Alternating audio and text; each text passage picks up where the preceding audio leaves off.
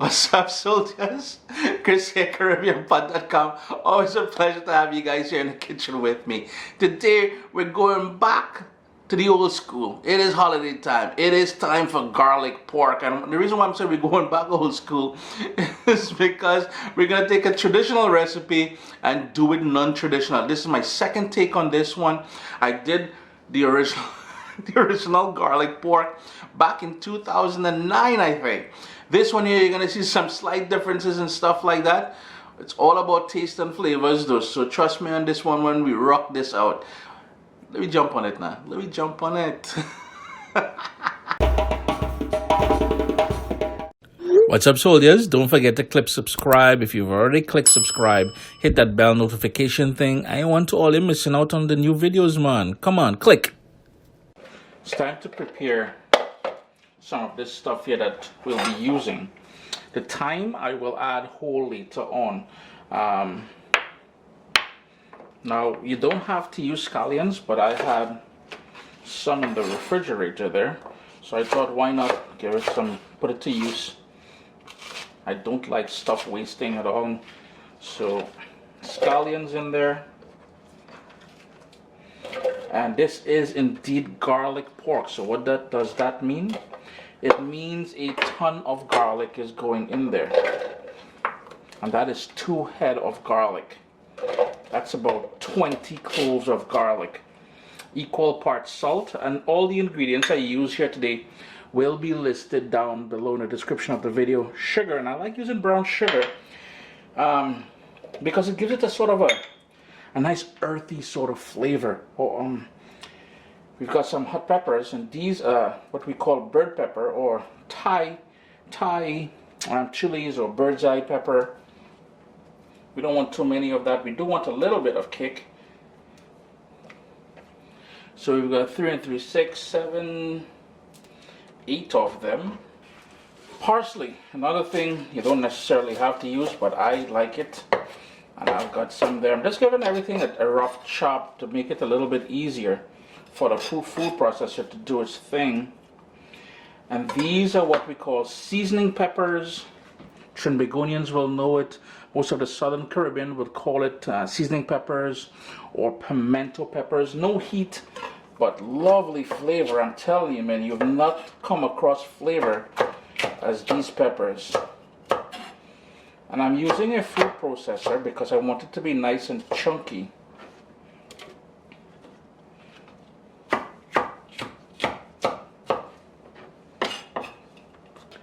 And everything is in there now, and it's basically a brine, but a very garlic infused brine that we're using.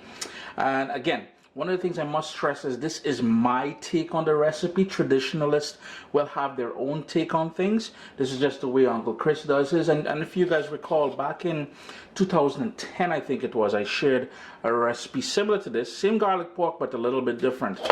In the food processor now, bzz, bzz, and we're ready to go.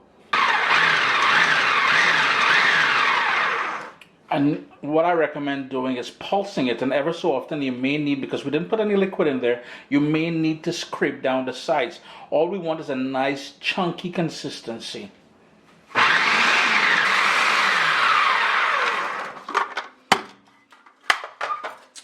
And I like adding, and you would have seen me do that, the salt and the sugar at this point, because I find it helps to work as an abrasive, very abrasive, and it tends to work into the garlic and everything else that we're using. Now, if you don't want to do that, you want to add the salt and sugar as we put the pork into the container we're going to be marinating it in, you can certainly do that as well.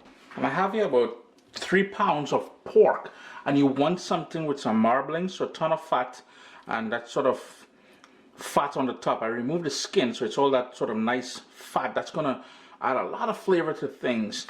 This one has a bone in it. It's off a shoulder. So what I'm gonna do is cut this up into strips and get it ready for marinating.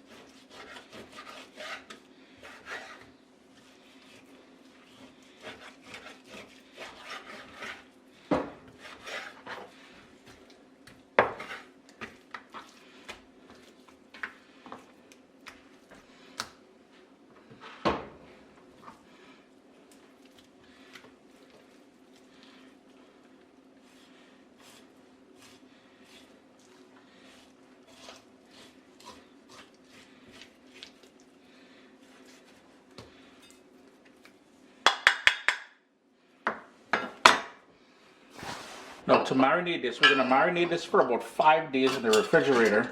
You want a glass container. I recommend using a glass container or a plastic, whatever works for you. Nothing metal though, so there will never be metal in contact with the sort of brine solution that we're using.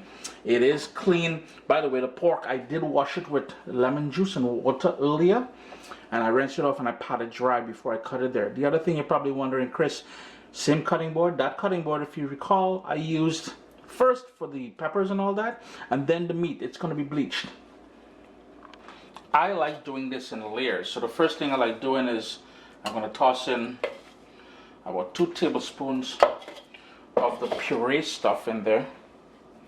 Then we're going to put some of the fresh thyme on the bottom. You can see that there, right? Yeah, man, you can see that. Then we're going to start putting in some of the pork pieces. So a layer of pork pieces. Then some more of that thyme. So I'm going to go in there and put it like that. Then some more of that puree mixture.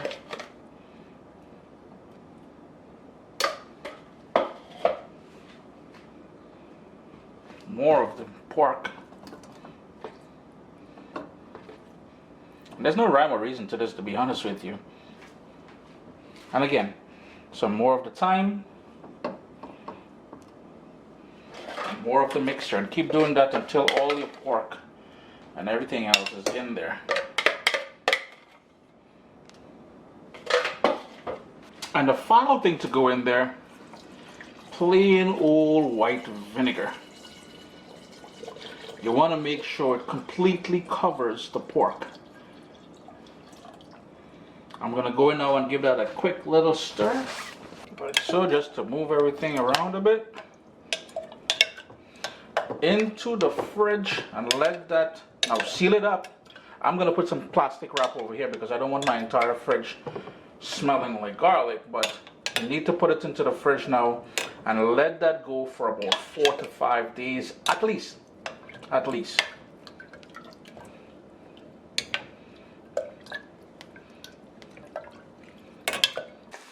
This is where Uncle Chris is going to do things differently. What I have there and what you're seeing is the last bit of 3/4 pounds, I think it was closer to a pound of applewood smoked bacon. I'm just frying them off, and that's going to be breakfast tomorrow. But for today, we're doing things differently with the garlic pork. I'm going to remove the bacon from there, and we want that bacon fat in there. Rather than using oil or butter or coconut oil or whatever it is people traditionally use for making garlic pork, some people just reduce the sort of marinade down into its own fat kind of thing. But today, applewood smoked bacon, any smoky bacon, and you're gonna, oh boy, you're gonna thank me for this one. A little bit different, not traditional, but that is golden. And while the bacon fries off, I got this out of the fridge about an hour ago, and this is that pork that we had marinating in the garlic and vinegar mixture, and we're gonna pour it down into my colander. I'm just gonna move that around a bit because I want it to really drain out. There we go. And the bits of marinade that's still on it, I'm gonna keep that on there because that holds quite a bit of. I'm just gonna give it a quick little shake though because we don't really want too much of it. It's done its job. That marinade has done its job. So the whole idea now is to trim this, pat it dry, and then into that bacon fat that we created by frying off that bacon there. It's smelling good, boy. That garlic, oh boy, is it ever nice. And all I'm gonna do is cut it into maybe 1 inch, maybe about 3/4 of an inch pieces here. And you can see that quite a bit of curing happened while it was soaking in that vinegar there. It's gonna go across. So I just want bite-sized pieces. Now, if you wanted to fry this off exactly as it is here, you can. But what I find happens is by giving it more surface room, by going with the bite-sized pieces like this, and the pieces of fat is good as well too, It makes for a nice crispy, this piece of fat here, I'm going to discard that. It makes for a more crispy garlic pork once we fry it off. So I'm just going to go ahead and cut up all of them. Notice there's still quite a bit of marinade on there. That is cool. Don't fret too much. But as I said, that marinade has already done its thing. So if a lot of it went down the sink there, well, you may want to catch that before going down your sink in case it blocks up your sink. But we're ready, man. We're in a good spot right now. The whole idea now, if you have a pot that's with a higher side, I do have some downstairs. I'm too lazy to go downstairs at this point. But something with a higher side, because this is bacon fat, well, any sort of fat that you're using, and there's fatty pieces of pork, it may tend to want to splash back and pop, and you potentially get burned, you know what I mean? And as I mentioned, I did pat dry quite a bit with some paper towels. And all they want to do is put these in there. It's on a medium heat at this point.